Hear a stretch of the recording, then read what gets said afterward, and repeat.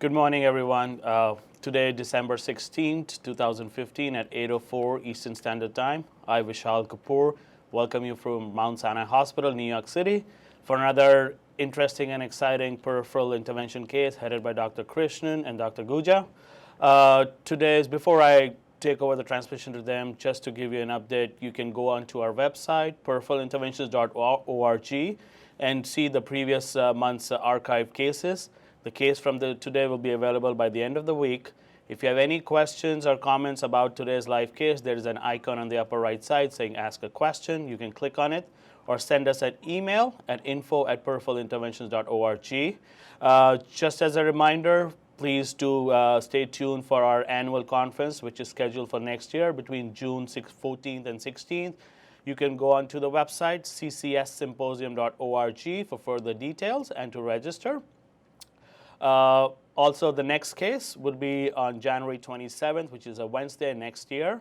So right now, we'll just try to take over to PK and go ahead with the case. Morning, PK. Good morning, and thanks so much, Vishal. I'd like to welcome you guys to the Cath Lab at Mount Sinai, my partner, Dr. Guja, as well as Ray Lascano, our NP, and Elizabeth and Ricardo, Elizabeth, our nurse, and Ricardo, our tech. We have a very interesting live case. But we're just having a little technical difficulty with the injector that Ricardo's fixing.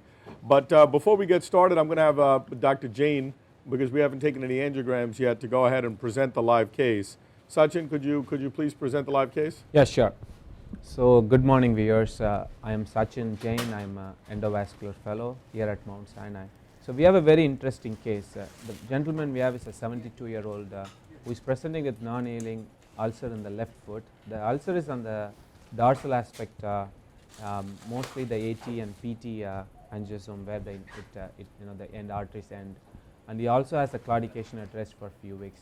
So he falls under Rutherford Class III Category 5, and his Wi-Fi classification is 121. I'll explain the Wi-Fi when we are doing the presentation today.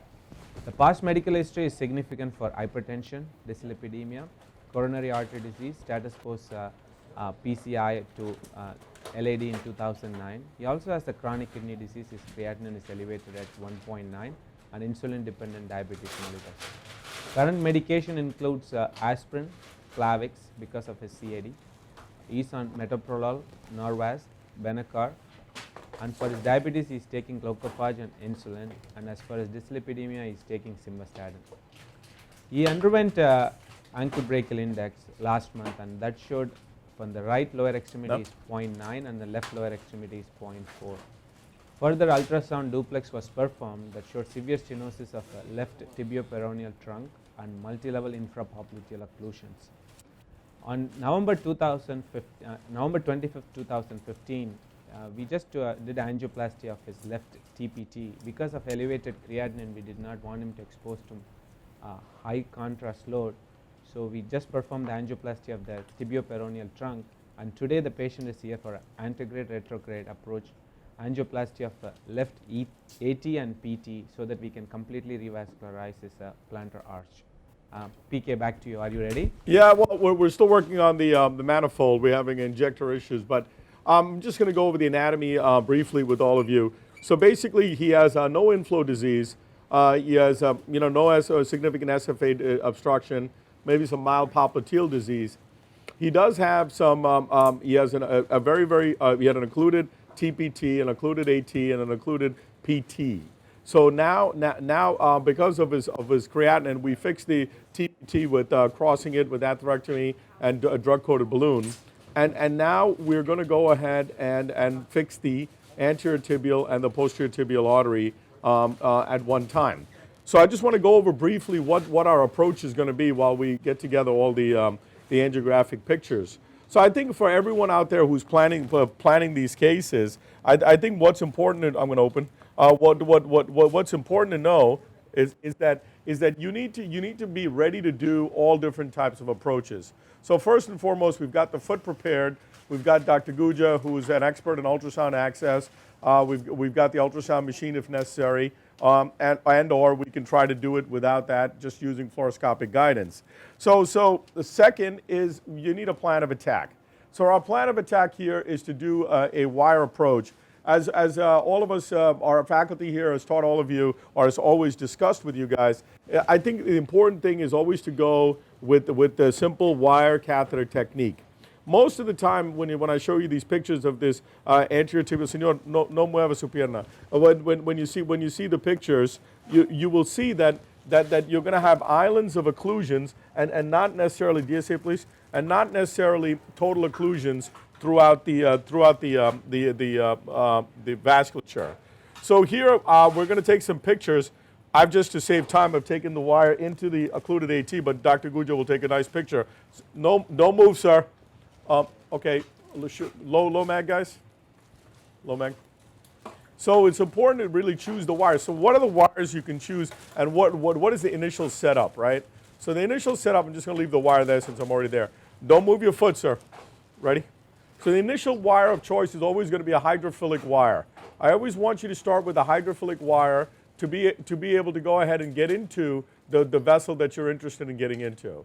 So you can see here that the wire is that we've chosen is basically a command wire, and you can see here we placed it into the occluded anterior tibial artery. You can also see that the tibio-peroneal trunk that we've performed, that we did the angioplasty on, is wide open, and you can see that the posterior tibial is occluded. The second step of what you want to do is to look at your distal runoff or look at your mid-segment of your occluded segment. So you can see here at this level, what we're going to do is, senor, don't move your leg, sir. Inject. So what we're going to do is we're just going to go ahead and take a picture just to show you guys where it's occluded. And you can see here that the peroneal artery is the dominant vessel with a lesion into the foot. Posterior tibial occludes. And you can see the dorsalis pedis comes back very, very slowly and late behind the peroneal artery. And then you can see in the AP view of the foot, obviously you need to know which views to take of what. Don't move your feet, sir. Inject. You can see as Dr. Guja has injected, you will see very, very clearly, don't move your leg. You can see that the peroneal artery fills, the dorsalis pedis fills, and then you have an occluded and very, very diseased posterior tibial artery. So the first and foremost is for you to get a target as to which part and which artery you want to take. Now you can take multiple different approaches. You can say angiosome-wise, this is a dorsal lesion, so we're going to go ahead and treat the dorsalis pedis artery. Or you can say I want to globally revascularize the foot in this diabetic chronic renal insufficiency patient. So now that you've decided that, your goal has to be to get direct line flow into the foot via at least one artery. And you can see the dominant non-disease artery in the foot is the dorsalis pedis. So a lot of the people will do, posterior tibial or whatever it may be, but I want you guys to have logic to what you're doing. So now that you've decided that it's the dorsalis pedis that you're after, you now need to focus on that artery to get one vessel in, and then afterwards you can worry about antegrade, pedal axis, so on and so forth. In this particular case, with one artery that's supplying the entire foot, I do not believe in a pedal first approach in these patients. I think that you have to give a fair try from above, and if you don't succeed, you need to give it to your more experienced partner to give it a try. And then if both of you fail, then maybe you can go with a pedal first approach. A lot of people out there are advocating angioplasty via the pedal arteries, and I think that the pedal arteries are very, very precious arteries, especially in a patient like this, and we need to really respect that as much as possible. So now we're just gonna switch to coronary view, and we're gonna go up top, and I just want to show you what our approach is going to be. Can you mag up on my wire, guys? So what we're going to do is, I think we can give up on the injector. So I think what we're going to do is, you can see here that the first thing I want you to look for is calcification. So I'm just going to sit here and have Dr. Guja just move it. So you can see this guy has chronic renal insufficiency. You want to look for calcification. You can see the calcific shadow of the dorsalis pedis right there. So majority of the time, you could do this with very, very minimal dye.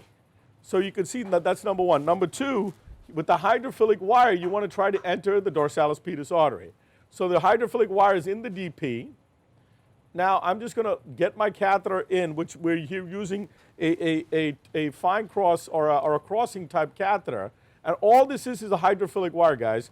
And you can see that this was not filling before, but now you can see with the hydrophilic wire that this is probably just a hibernating dorsalis pedis artery, okay? Now you can see here it's making all different types of moves. Now, you have to understand the pathway of the DP, okay? The pathway of the DP is it starts lateral. It's the first artery that's going to be lateral towards the fibula. Then it's going to run along the fibula in an LAO projection.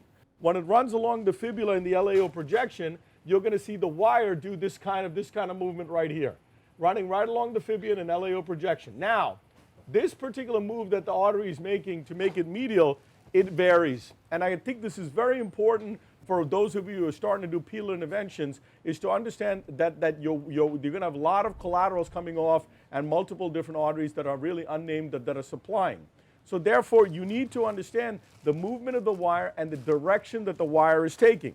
So currently, you can see right here, the movement of the wire is kind of going very medial, but the direction of the wire looks to be okay. I'm not certain here whether I'm truly okay or not. So what I'm going to do is I'm going to mag up. And then what I'm going to do is I'm just going to do a dry cine run. And I just want to see where I am. And you can see I seem to be inside a calcific shadow, right? So that's one thing that's telling me that I'm possibly inside the vessel. The second thing I want to do now is have Dr. Guja inject, okay, from above. And he's going to give me a nice injection. Go ahead, Dr. Guja.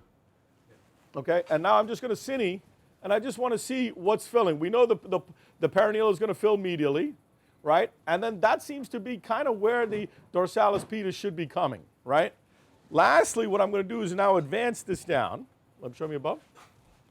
I'm going to advance it to where I think this particular vessel should be, which is obviously it's stopping right here. It's not going any further, which is going to make our life interesting today. And I'm going to inject into the catheter. Catheter, get back. Show me above. No, it's fine. Let me give me a little dye in a syringe. So what I'm going to do is inject into the catheter. So these are the kind of lesions when you have a lot of, obviously difficult. I just want to make sure I get some blood back. So I got some blood back. Now give me some DSA. Yep. A little lower, guys.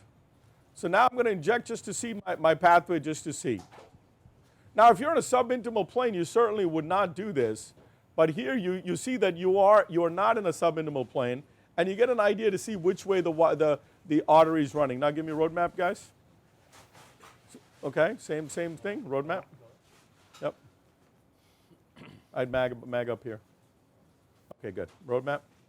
So now, under road map, I'm going to go with my confianza wire. Don't move, sir. Okay, give me the confianza wire, guys. So now I'm going to go with a stiffer wire, okay? So the stiffer wire is going to go, and now you could argue why go with the confianza or not. It depends on whatever wire you're most comfortable with. If you're comfortable with a 18 gauge wire and you're able to torque those wires, that's fine by me. If you're more comfortable with 014 wires or are able to torque those wires, that's fine by me as well. But the bottom line is you need to get this down.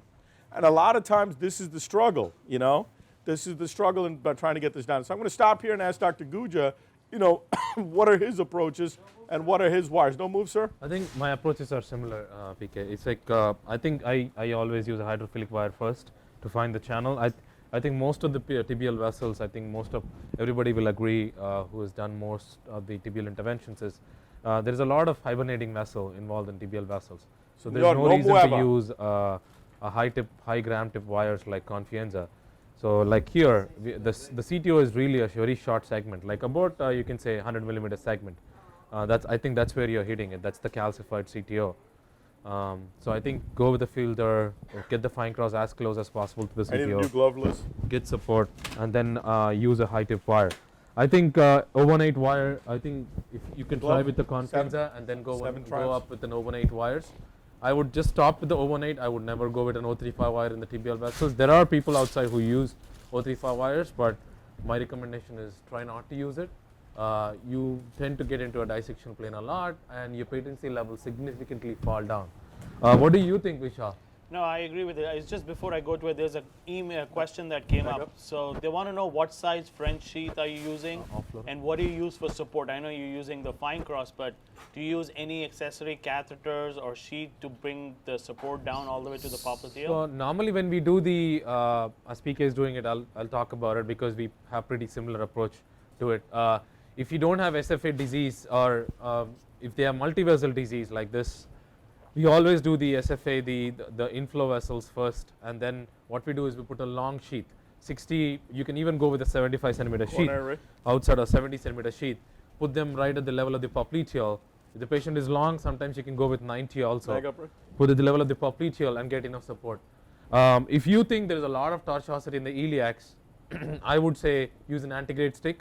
If that's somebody is really experienced in antegrade sticks, they should use an antegrade stick. So I think that's probably the most support. As long as your sheath is close to the popliteal, I think there should not be any issues with the talkability. Let's say by any chance you have a lot of SFA disease and you can't put sheaths into the SFA, then 45 and then use a long fine cross. You can use an 018 catheters also for support, but if you have a CTO lesion infra-popliteal, getting an 018 through a CTO will be pretty difficult task. So you can see we are having trouble even with an 014 wire to get through. Show me above. So you can see it's also the fact, what's killing me here is that I'm not able to get my fine cross down. So my fine cross is not able to cross this calcific barrier right here. And because of that, I'm having a lot of issues getting this wire down further. So what we may do here is go early to a pedal approach to be able to get through this lesion, because at this stage, we're not having a lot of luck at all here because of the calcium. And I think calcium is really your enemy here, you know? This is the problem, you know, this is the problem with these pedal lesions. So I'm actually going to go very quickly because I have a feeling that with this kind of lesion, it's going to be pretty tough to go ahead and get through. So we're just going to stick the DP in the leg, and then we're going to start. So what do you think about trying a little stiffer support catheter like a Trailblazer or a Quick Cross, which just gives you a little bit? The problem here, Vishal, is that we're not going to get any traction to go in. Right. So the issue here is you have no pushability. And I think in this kind of calcium, I mean, there are a lot of Europeans who would do antegrade for every single case. To me, the amount of radiation you absorb doing antegrade is unbelievable. You know, so I think that in our hands, probably 95% of the lesions we're crossing retrograde up and over. And the ones we don't cross, we're going to get pedal access and take care of it. So, you know, I mean, we can either use ultrasound. I'm going to leave it to Dr. Guja's judgment on what he wants to do. But to me, you know, this is something you can get with the roadmap, get right in and then do it. So whichever way you guys want to do it. But I think for purposes of demonstration, ultrasound may be fun to do. So while Ricky goes and gets the ultrasound, I'm just going to, Dr. Guja is going to numb up. I can give him some, you want to do it on the ultrasound? So he wants to do it on the ultrasound, so we'll just wait for the ultrasound to get in here. But I think it's important to remember that these are the kind of lesions that Senor, don't move your leg, sir. Don't move your leg. I know it's bothering you. Don't move your leg. Okay? Go ahead. By the time, okay, my friend. By the time Dr. Guja gets Inject. access. DSA? DSA, guys? I think we'll let, by the time Dr. Guja gets access, if you want Sachin to present his presentation. Yep, yeah, why don't you go ahead, and then when we're ready to use the ultrasound and stick, we'll go live to show you what to do. Go ahead, Sachin. Okay, PK. You wanna look, Flora, or you were fine? Good morning again, viewers. This is the continuation of previous month presentation on lower extremity wound and ulcer. So we'll talk about management this time. Why is it important? Because there is 1% of the adult population are involved with these type of lower extremity wound and ulcers who need to be taken care of, and at least 3.5% of people who are older than 65 years. And critical limb ischemia patients, there are like 60% of the patients who also have coronary events and neurological events. The quality of life is similar, it's compared to terminal cancer patients. And also there is unacceptably high rate of amputation if revasc is not done at the appropriate time. One of the Medicare registry which involved 417 patients where they underwent below the knee amputation, if you see that 35% only had an ABI and only 16% underwent angiography before primary amputation, and the rate of primary amputation is up to 67%, and out of that only 33% underwent revasc, either a bypass or angioplasty before amputation. And another study of 20,000 patients with CLI, there are 54% of the patients had no diagnostic procedures performed in the year before the amputation. So this is very important, and we just went over this last time about types of wound. Venous the most common, arterial, ischemic, and you also see in diabetic patient neuropathic, and there is always a combination of etiology in 10% of the patients. So what is the pathway for foot ulceration? Neuropathy is most common in a diabetic patients, which involve the critical triad of neuropathy, deformity and trauma. Ischemic component in 35%, and 80% of the ulcers are potentially preventable. Just want to quickly go over the big two, which are venous and arterial. In venous, in the lower leg, usually between malleolus and cuff, they are shallow, they are irregular, they have a granulating base, fibrinous material at ulcer bed with moderate to heavy exudate, and there is a surrounding inflammation. For the arterial, it is usually at the end point, which is the distal and dorsum of foot, like our patient, heel or toes or bony prominences. They are also irregular, but there is a poor granulation tissue because of no blood supply. They have a dry necrotic base punched out with sharp demarcation. Very important is there is no surrounding inflammation, but the patient has lot of tropic changes seen. So that is why exam is very important, which includes history and also skin assessment, which I went over. The overall, the lower extremity limb assessment, and particularly concentrating on the ulcer, and after that our non-invasive exam, invasive exam, and if needed skin biopsy. Usually we classify the arterial and venous based on the Fontaine or Rutherford and SEEP classification, but they do not tell the prognosis. So that is why we like to use as recommended by Society of Vascular Surgeons, the Wi-Fi classification, which I went over last time, which is about the type of wound, the ischemia and the foot infection, and there is a score from 0 to 3, and this is available on my presentation, how to classify wound, ischemia and foot infection. Quickly going, our patient fall in 1 to 1, so he is around this category and he is going to benefit very much from revascularization, and if you do not revascularization, there is a high rate of moderate to high rate of amputation in this patient. So what are the general routes in wound care? Arterial disease should be ruled out first. Decreased or absent palpable pulses, delay in capillary refill response, delay of 10 to 15 seconds in returning of color when raising the leg to 45 degrees for 1 minute. So this is the Burger's test. ABI less than 0.9 or more than 1.2. These are suspicious for arterial disease. If do a transcutaneous oxygen pressure, if it is less than 40 millimeters of mercury, you do a Doppler, and then there is, you see arterial waveform disparities between the ABI numbers and the arterial waveform, or if you do a pulse volume recordings, which we do often, and there is a dampened waveforms there also. So what are the other things we should consider? If the ABI is less than 0.8 or toe pressure is less than 70, when we do a compression stockings for patients, we should consider reduced compression. If the ABI is less than 0.4, revasc should be done first, and then we should avoid compression. If the ulcer is more than 3 months or they are not responding to antibiotics or anything more than 6 weeks of therapy, then we should consider biopsy, because there are other causes that can cause it, like malignancy or other diseases. If it worsens with treatment or is painful, again consider other diagnoses like pyoderma gangrenosum, monoclonal gammopathies, Wegener's granulomatosis, other cutaneous granulomatous disease, or other basically even mycobacterial and fungal infections. And the neuropathy should be tested with Siemens-Winston monofilament testing.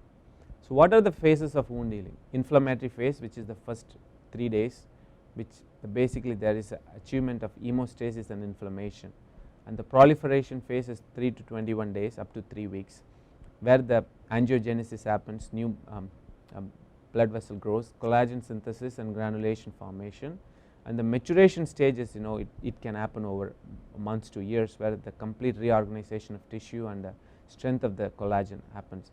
And when there is not more than 20% reduction in wound size in 2 weeks, and that is an indicator of poor healing, so that should be considered. So going to the wound, so it should be assessed and documented clearly, because that is going to tell us what is the prognosis. It depends the location, the size, the stage of the wound. Look at the peri-wound skin within 4 cm of wound edges. Is there edema, induration, pain, maceration, any rash, any foreign bodies, even that can prevent wound healing. Wound base and appearance, the healthy is granulation, there is epithelialization, bridging, necrotic tissue which is slough, or eschar which is black or brown.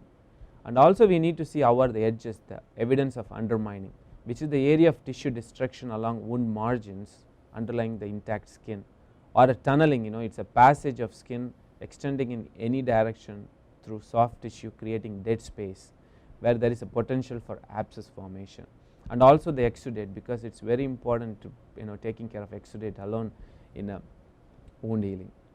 Wound stages include stage 1, which is involving only the epidermis, stage 2 partial thickness, intact wound though it is like a blister, stage 2 again partial thickness but superficial ulcer, stage 3 and 4 is the full thickness with mild to light drainage, with moderate drainage or a heavy drainage.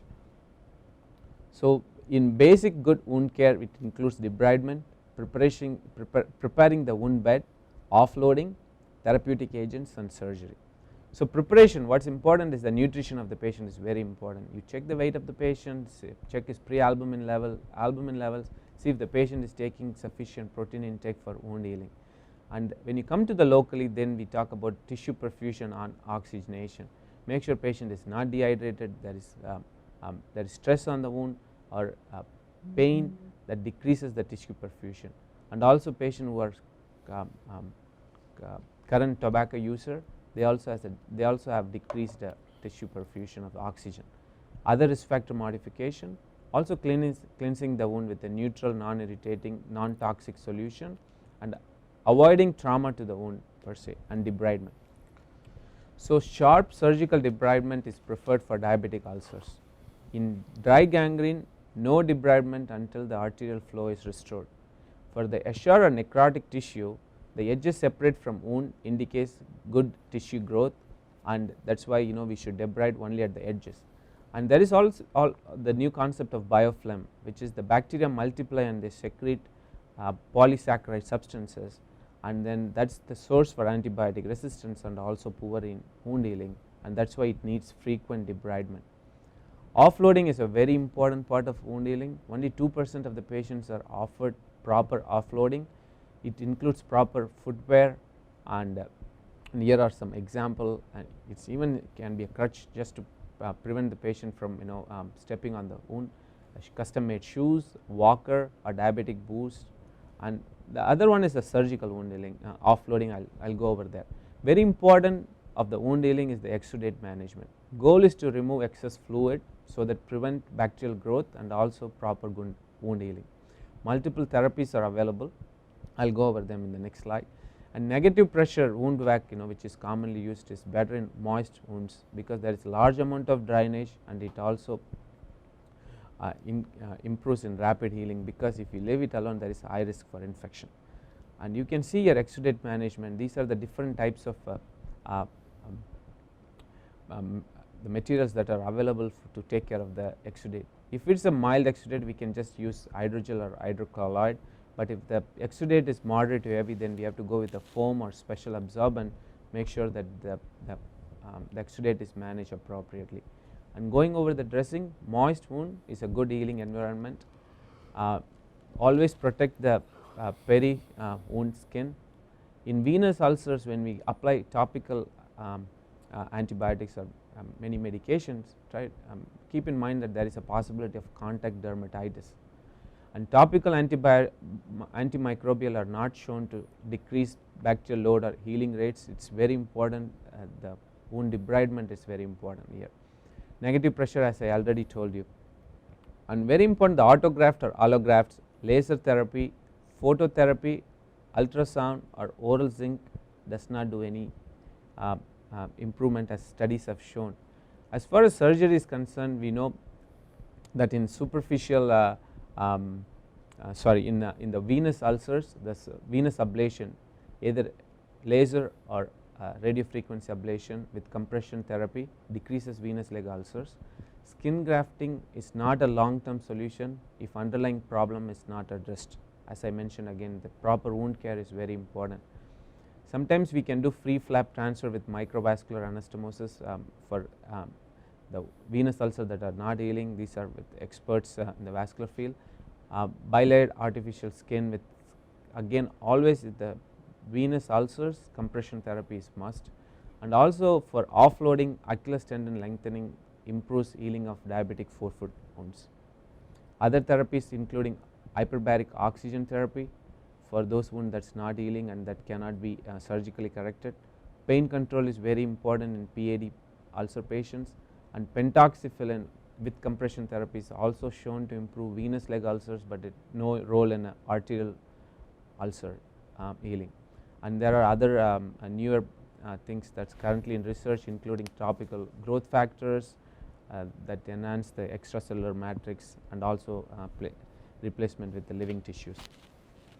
Venous ulcer patient, compression stocking is a must, as I told you.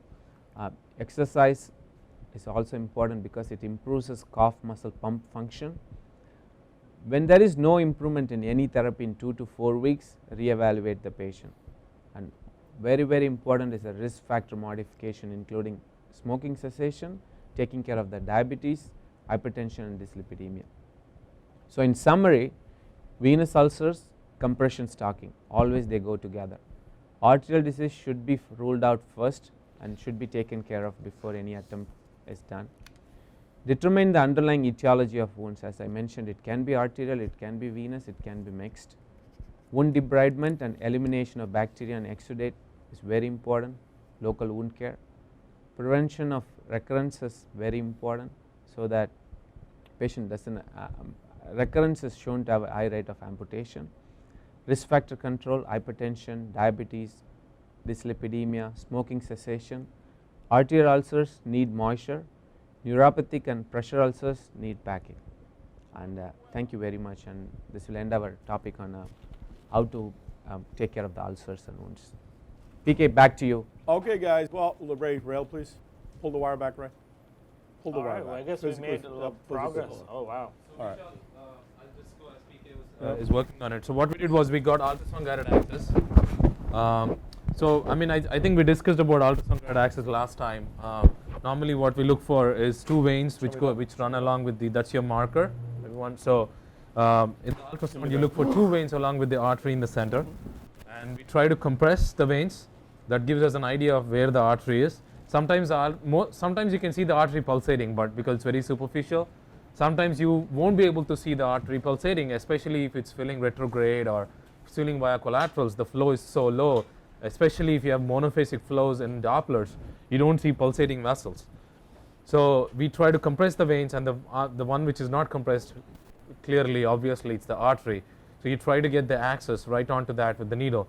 I don't think I think anybody who is pretty well versed with ultrasound guided accesses will be easily be able to get pedal access. So once you put the wire, our technique in Mount Sinai is to put a regular guide catheter, kind of, you have a micropuncture access catheter. So we just put the dilator in. We don't put the whole sheath in, we just put the dilator in. Once we put the dilator in, we give our cocktail, like we give in radial interventions, we give the cocktail in the pedal vessels, especially if it's a 1 vessel runoff. And then after that, we try to put hydrophilic wires, try hydrophilic wires first, and then I know there are a lot of techniques used outside. Some people put 4 French sheets, some people put micropuncture sheets. Cook comes with a micropuncture 4 French, it's a 2.5 French but 4 French compatible micropuncture sheet. But here, most of the times, if it's depending on the level of the CTO, if it's a long CTO, we use Cook sheets to give support. But if it's a short CTO, like less than 100 or 100, we try to directly go with the overnight catheters. So when you go on with the overnight support catheters like Trailblazer or fine cross or any terumo catheters, what happens is the amount of injury you cause to the vessel wall is much less. Technically, if you use a sheathless 018 catheters, the amount of French size you're causing a hole right at the access point is about 1.25. So technically, there's not much of a spasm involved, not much of injury involved. I think pedal vessels spasm more than radial vessels. So you want to preserve it as much as possible, especially in a patient with critical limb ischemia. You want to preserve it. So, what are your thoughts, Vishal, when you do the pedal? I know you do a lot of pedal sticks too. So, No, I mean, I essentially pretty much the same. The technique of getting the access under the ultrasound, which is more visualization. Of course, I know PK loves to do roadmap guided, which is fair as well. So after getting the access, we don't want to increase the hole size like you suggested. We want to keep it minimal trauma, especially in CLI patients where those arteries might be the only source providing all the blood flow and the oxygen down to the healing or to be healed wound. So I guess minimal trauma with minimal hole, and like you said, support catheter, CXI, fine cross, or any of those stuff should work in most of the cases unless it's a long lesion. So I think this is a perfectly safe, doable, and a proven successful procedure to do pedal access and be success at it. So I think that's an excellent description of how to go about it and do it the right way. So, you know, I think now that we're having access, so the issue now is to direct it towards your other catheter. So I think I'm going to have Karthik inject from above a little bit to give me a little bit of a track. So, and then decide which way I want to go. It's a very short segment, heavily calcified lesion. Through the fine cross. So there's so the reason we went with an 018 catheter, as Karthik said so nicely, was because we really want to know, you know, where is the level of occlusion. So right now we're going to give us the ability to be able to escalate the wire as needed.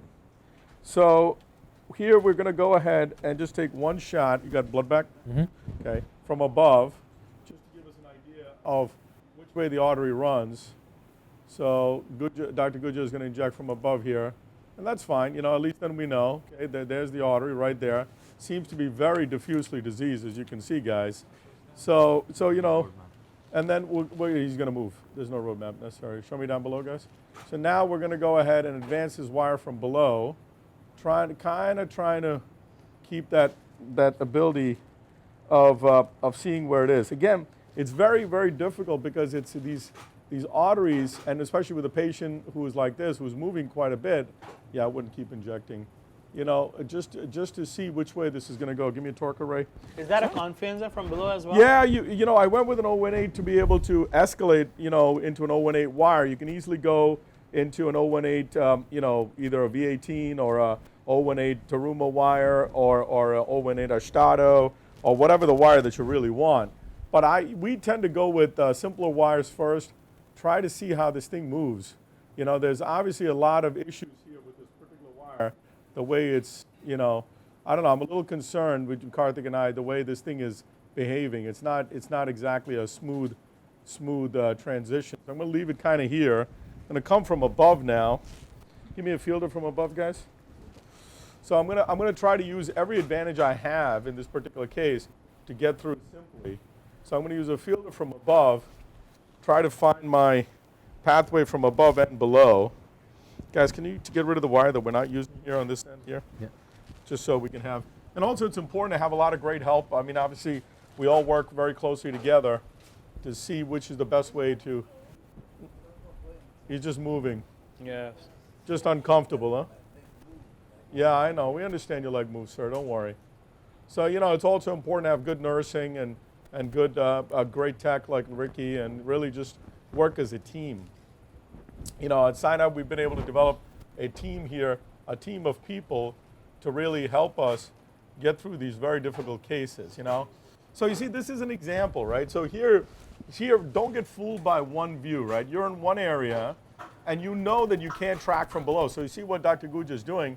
He's showing different views on whether we're really on top of one another. So remember, you're going to have multiple subintimal planes, right? So I may be subintimal from above. I may be subintimal from below, who knows, but here we look like we're pretty intertwined on one another. So I'm just going to try to, you know, but the problem is I'm not able to track from above. So I really need to use this wire from above as my guide wire to be able to get the one from below up. So I'm going to leave the one above and let Dr. Guja try to wire from below, which is going to be, the goal. So what I would do is I would stop here, and I know that we're going in the right direction. So what I'm going to do is push my trailblazer up. One second. So remember, a lot of times it's better to be lucky than good, and so the whole issue is, the key is you got to have a partner like Dr. Guja or Dr. Kapoor, and work in tandem to get the catheter from below up. And I can't even see. It's there. It's right there. Okay, so we're going to keep going up here. So you're using your wire from the top as a marker for your wire to go from below. Right. So I'm just gonna leave it there. Now if you're able to wire from above, you're fine. So let's leave. I still am not happy with where this wire is. So I'm going to ask Dr. Guja to just kind of pull his wire back a little bit here. Mag up top, guys. Mag up for me. No, mag up at the. So if we can wire this from above, I mean, obviously, like I said, it's always better to be lucky than good, and no one's does, it's just very difficult. So what we're going to do is we're going to try to keep going with the wire from below. Dr. Guja, can you advance the wire from below here? Just going to try to keep them next. Okay, that's a good spot right there. Now let's try to advance the catheter from below.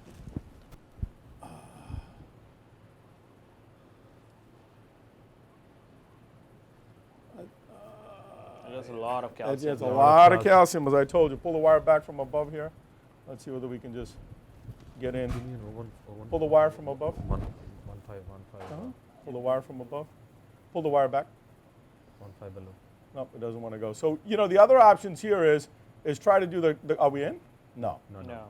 The other one here is try to do the cart technique, from above, and below. Let me see now. Nope. No. We're behind. And okay, and the other thing is go from below, Karthik, keep going up. Try to get a little more purchase. You have a target. And this is the labor of love, you just got to keep going forward, keep going up. Okay, there's a lot of resistance. Yeah. Yep, a lot of resistance. So he's going to redirect the wire now. Let me pull this back. Maybe you're in a bad plane here, right? Right. A lot of calcium, guys, and this is the nature of the beast here. Don't get frustrated. Give me a new pair of gloves, Rick. That's good. There you go. Okay. Well, it's kind of dissecting to the side of it. There it is. Okay. Let's go to another view here. You can see you're very close. Go up. There it is. Okay. Let's leave it there. The problem is I wish I could come from above, but I can't. See, that's my problem here. I'm not able to come from above. Let me see down below, guys. Let me see below. Pull your catheter back, Karthik. Do your wire, I mean. Pull your wire back. Nope, not able to go. Nope. You can see the calcific shadow right there. It's just I'm dissecting on the way down. It's just see two different planes. Two different planes, that's all it is. Show me above now. All right, let's move this over there. And our only hope is going to be really from going from below here. Show me above now. Yep, that is good. Let's start from here. Let me see, below. All right, here we go.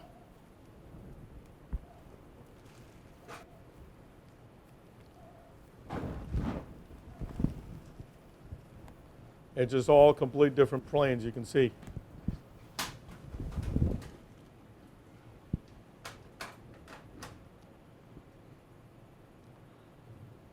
Inject from below and see. We're in the right area, it's just not going where we need it to go. Do you think a stiffer wire would help you get off the plane and get into the lumen, like a V18, like you were talking about? Pull the above wire back a little bit. Well, I'm just trying to follow the plane from, no, I need to go from below up. Yep. I just keep pulling that wire back as I get close to you. Mm-hmm. So I'm just trying to keep finding that channel for us. Right. And trying to go from below up, but obviously, we're in the wrong plane, you can tell, just by the movement of the wire.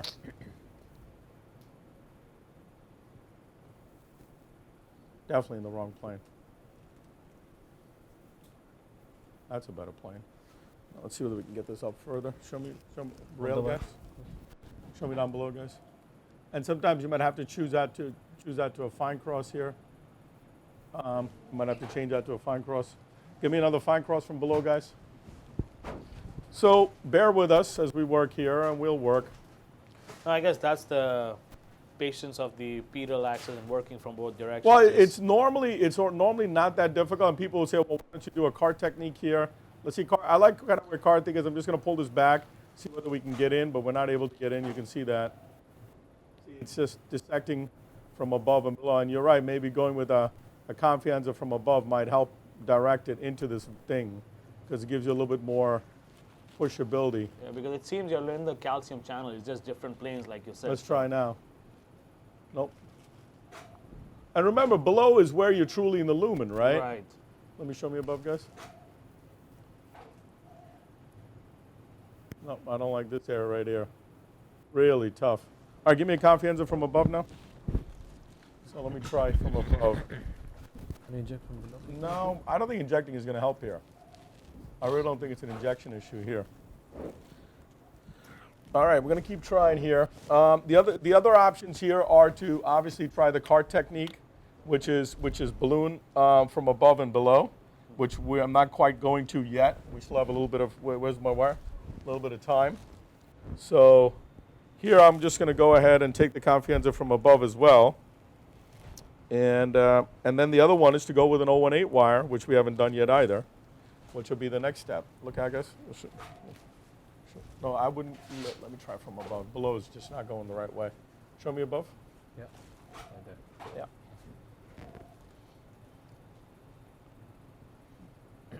Torquer, guys.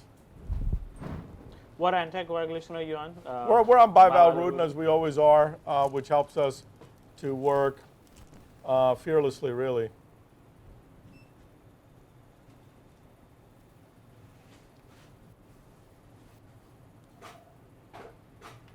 I need a torque. Show me both.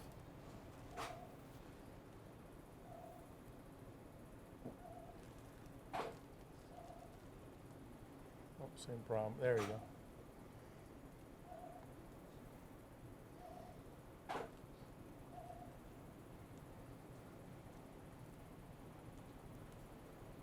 Nope. That's like a different plane right there.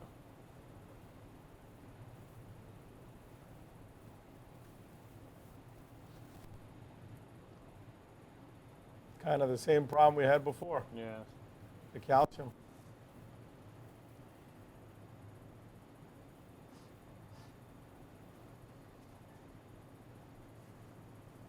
It's the same channel. Okay, let me see. Pull your wire back a little. Nope. That's more better. Advance your wire, your catheter now.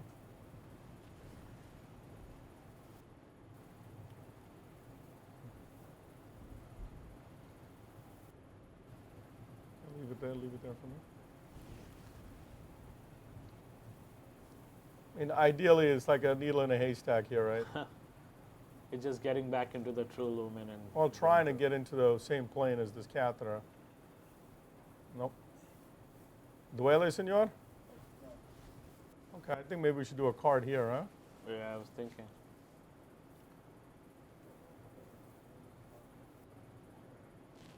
Huh? Right there. Nope. No. No, we're just in two different planes. Yeah. All right, give me an 018 wire from below before we try anything. Let's try to connect. I mean, connect is not really a CTO wire, right? That's the problem I have with the connect. Or even give me a Terumo G then. And try to see where that goes. Oh, right there. That's the problem. There you go. Show me above. I'm touching the wire. I know you're touching. That's why we should do the cart.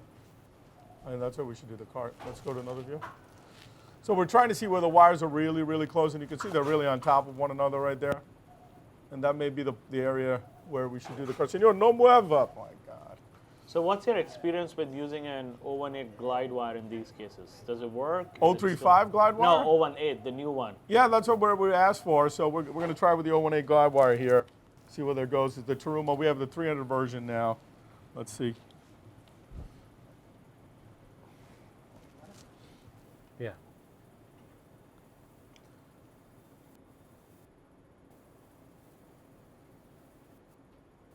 That looks a different plane for the lower wire, though. Well, the lower wire should be in the right plane. Yeah.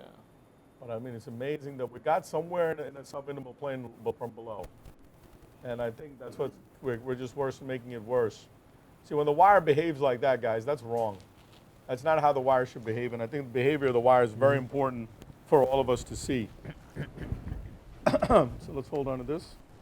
So now we're going to go from from below. Now this is the wire escalation. So from above, we're just going to stay put. I'd like to see in a better angle. And I think this goes back to what we talked about earlier, is to work on the angiographic views that make life a little more comfortable for us. So you know that, okay, now we're going to pull this back and try to find another channel. Oh, a little lower, a little lower. So now we're in the true lumen here. So again, anticoagulation is very important. So we got good anticoagulation, right? So now we're gonna go with the 018 torquer and the 300 wire. Show me above, guys.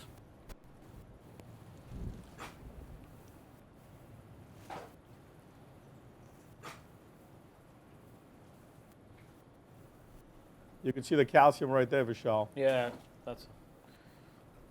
I guess the whole essence of the case is about the feel of the wire and the direction, because that. Well, you know, like I said, you know, you're really trying hard, trying to get it to go where you want it to go. You can see that this wire is not in the right spot. Yes. And I think that's the key.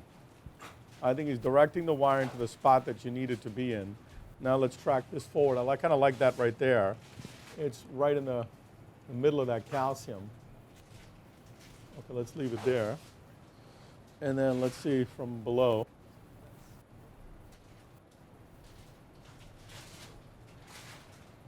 I mean, this is a gold tip wire, so it's a little bit more heavy weighted wire, you know.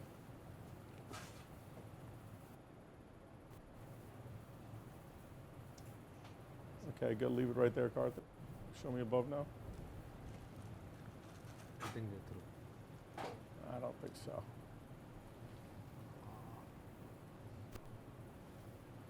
I mean, right there, I just don't like the way that moves. I just, you know.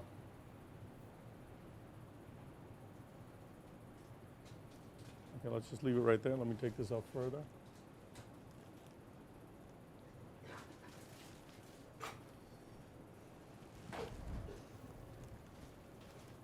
Yeah, we're touching each other. Yeah, just leave it right there for me now. Can you come down on that plane a little bit or no? I'm trying to, but no. No, then don't go. Yeah.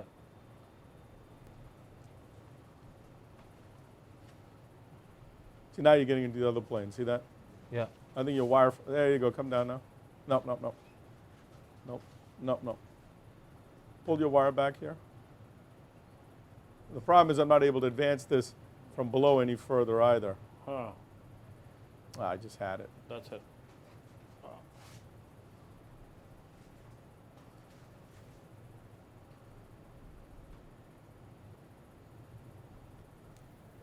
Show me above, guys. Show me the Karthik's catheter. Where's your catheter, Karthik? Right there. There it is, okay. I Hold on. think that looks a little better, smoother transition, but. Yeah, it's not looking very good, my friend. It's a plane. It's just, this is the problem we face, you know, with these kind of vessels. I don't like the way that goes. So the other option now is to switch to an 018 system from above and try to come from above. So give me another fielder from above, please. So again, this is the process. Now, you know, I'm not going to a cart, and you might be wondering why not. I think that at this stage right now, let's leave it here, and let's work a little bit longer. Obviously, these are complex cases. That's why we're showing them to you guys. You know, it's not easy. So we're going to go ahead and go with a fielder wire again, and then I'm going to change the up one, the top one out to an 018 system. And I'm going to get an 018 Trailblazer from above. Show me above, please. Let's not, yeah, let's leave the bottom alone. I just don't like the way that wire's going. Yeah.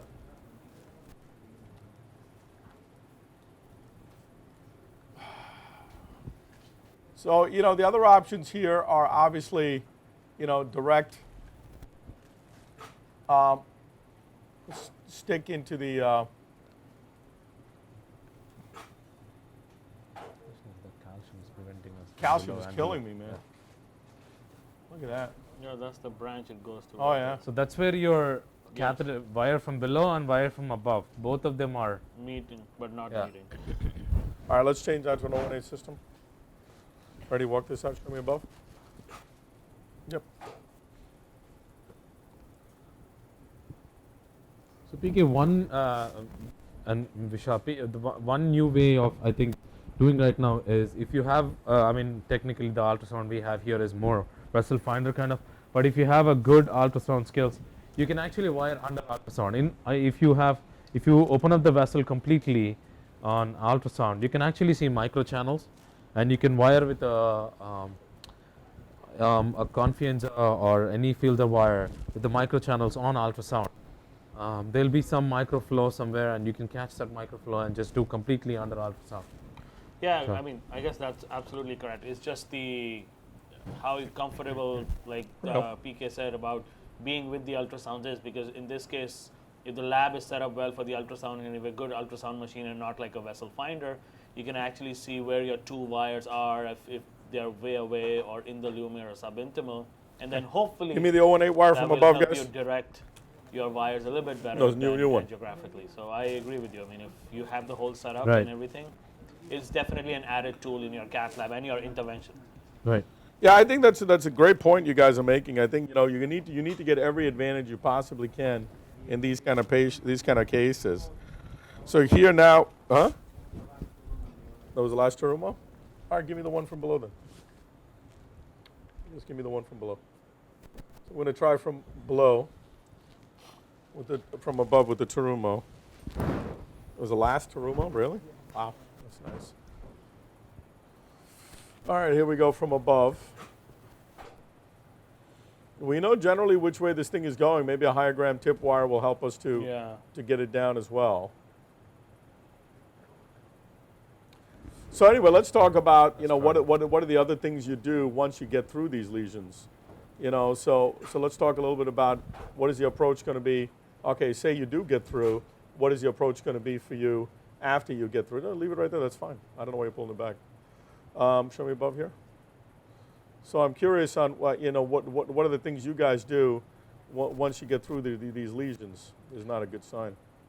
It's completely Well, I mean, getting that calcium. I usually like to work antegrade. So once we cross over and our wire is there, we take the antegrade wire all the way down beyond the entry point. We balloon it, including the entry point of the pedal axis, just to attain hemostasis. In pedal axis, you can even just hold 2-finger pressure and it should be fine. But if you're concerned about it, you can pass the wire across the entry point, give a little bit of balloon, a tamponade there, and then work antegradely. That's my primary goal. Try to be everything antegrade. Worst case, if it doesn't work, then You we mean can Ashtado from below? Retrogradely. Actually, the other one, the Ashtado antegrade 21. is the preferred choice. No, but I'm saying once you guys cross, because here obviously we're having a rough time crossing. But say once you cross from, don't come from above. We're not a good plane. I think the issue now becomes is once you cross, how are you going to do it? I mean, the options are, I don't know if we're going to be able to succeed in this one. The options are going to be to snare the wire, right, and then externalize the wire, and then work from above through that wire. The second option is to use a Cook 018 pedal access balloon. Through the 018 pedal access balloon, you can go ahead and then balloon the track and then wire from above. So you can also do that. You know, Can you use coronary balloons and try to create a nice track? Chief, give me the Win 200 as well. Right, because sometimes if you cannot use coronary balloon to create a track for you. Very short balloon. You can try a coronary balloon, as Dr. Guja is saying, and then try from below with a coronary balloon. So you know, a lot of different options are there for you. I just think that it's just important to try to figure out, have the plan ahead of time. Obviously, the major thing is crossing these lesions. And as you can see, we're struggling. We do a lot of these, and we're struggling with this one. And that's always the case. I'm going to make a little bit of a tinier curve here than I normally make, No, I don't want a start of 30. I want 21. So we're going to go with an Ashtato 21, but I'm going to try with a wind wire from below. And, a lot of times you just don't know which wire is going to work. You're just trying your best with different wires and trying to path. But, it's one of those things. Once you find the path, it'll go. It'll go. So the other important tools in the toolbox for people to have in the cath lab is going to be things like things like snares, as well as re-entry devices, as well as señor, no mueva, señor. Re-entry devices, as well as O1A balloons from below, as well as above. Right? You want to be able to use O14 and O18 balloons. Also understanding which balloon is which to be able to help you as well. So that's your Astaro, you said, right? No, this is my, this is a wind wire. Oh, wind wire. Again, you can see it not going in the plane that I needed to go. So again, frustrating. So I'm not happy with that, although that looks like a collateral, which may help us. So right now, we're basically really struggling here. So let me see a little below, guys. So we're going to keep trying for a few more minutes, and probably, we've gone over all the different thought processes and techniques here, just not able to implement it here. That's a little bit better. That's a better try. Better try. Better. That looks promising, but again.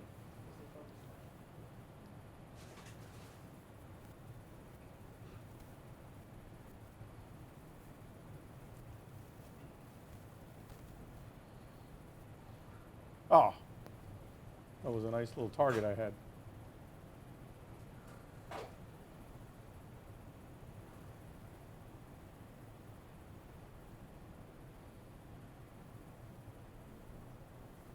Well, it's not working from here either. I mean, we're definitely in a reasonably. Let's go to a different angle here, guys. Try that, Peter. We're right next to one another. It's just we're not.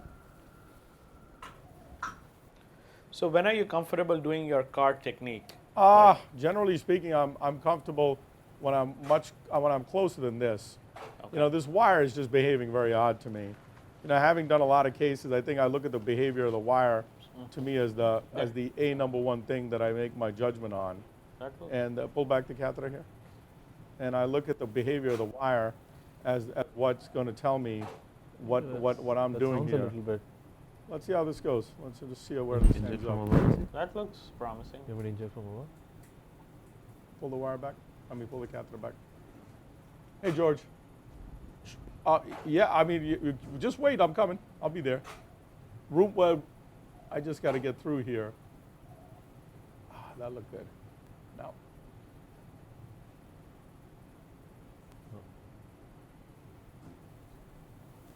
Okay, I think we need to inject from above a little dive, no sinning. Just give me some diagram. No, from below. From the catheter itself is fine. Yeah. The sheath. Give me some injection.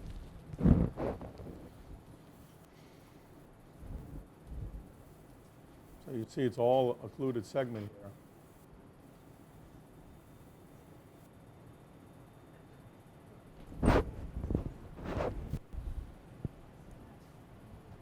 No. I'm just in multiple planes here. So we're almost at the proximal end of the. You can see I'm just dissecting all the way up. Mm-hmm. Nope. Yeah, I think what we're going to do is we're probably going to end it here, keep working, let you know how it goes, and then we're going to decide. I think at this stage, in order to recap, I think what we talked about is not only wire access, but also the different wire techniques. We're here for an hour working on this, and I think at this stage, what we're going to do is offline go ahead and continue doing this. Probably end up doing a cart technique to be able to get back in. Now that my wire is all the way up here, I'm going to come from above with another wind wire. Seems to be the wire of choice here in trying to get through. So I'm going to come with a wind wire from above, and let's see how that goes. So again, guys, I'm sorry we couldn't succeed on this one live, but we're going to keep working, and we will let you know. Thank you again for your time. Thank you. Thank the team. Thank you. All right. Let's keep going. Thank you, Dr. Krishnan and Dr. Guja. I mean, just to re-emphasize the fact, I mean, it's at the end result will be there. It's just learning the techniques, the wires, when you get stuck, what to do and what not to do. Essentially, that's the most important part in this case, and that's a very good learning case of when to stop and when to exchange wires and escalation and different techniques. Hopefully, it helped the viewers to learn from this case. Just as a reminder, again, we'll be back next month, January 27th, the Wednesday 2016. Please, you can follow up on this case by the end of the week, which we'll upload it to the website. Email us any questions, any comments. We'd love to hear from you for feedback, info@peripheраlinterventions.org.